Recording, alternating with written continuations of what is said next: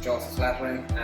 I'm in the fourth year of my Stonecutting apprenticeship with the OPW, and this is a sample of some of the work that I've done with my time since I started the apprenticeship.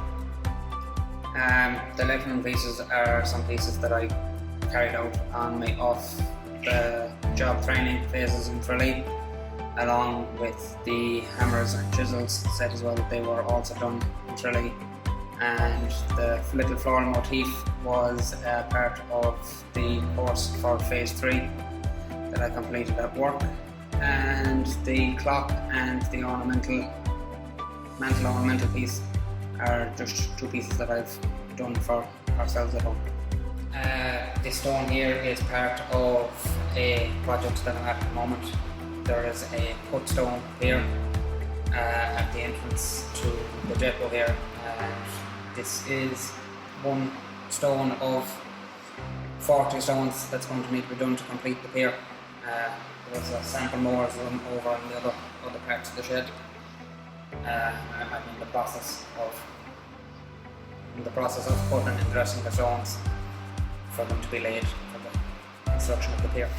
This is a cap that I've done. It is a capping for the parapet in Blockfleet Castle, which is a job that is starting shortly, and I will be making the cappings over the next 12 months to be retrofitted on site.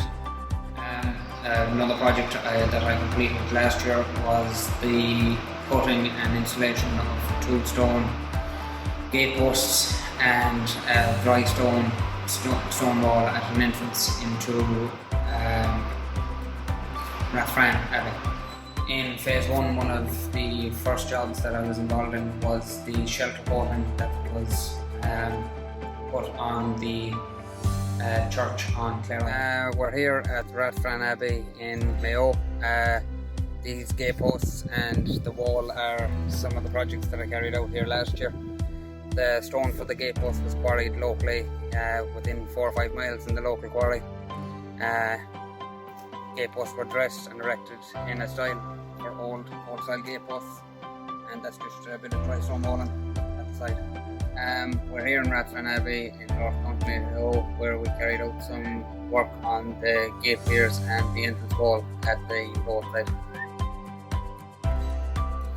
Kieran Reid is my name. I'm an intern apprentice now, and I served as an apprentice myself. It's almost 30 years ago now. It has changed a lot since I've done it.